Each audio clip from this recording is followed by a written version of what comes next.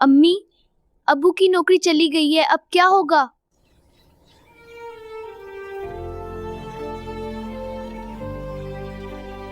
अम्मी, क्या हम ठीक हो जाएंगे?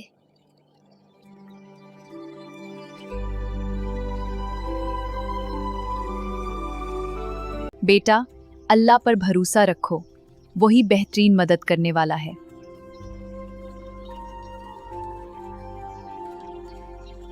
अगर अल्लाह मदद करे तो सब ठीक हो जाएगा।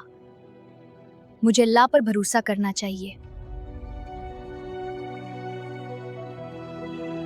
मैं आपके लिए एक छोटा सा काम लाई हूँ, अल्लाह ने मदद भेज दी है। अल्लाह का शुक्र है, आपकी बहुत मेहरबानी। क्या खाला जी? हम कभी नहीं भूलेंगे। अल्लाह आपका हामी नासिर हो, तुम्हारी वजह से सब ठीक हो जाएगा।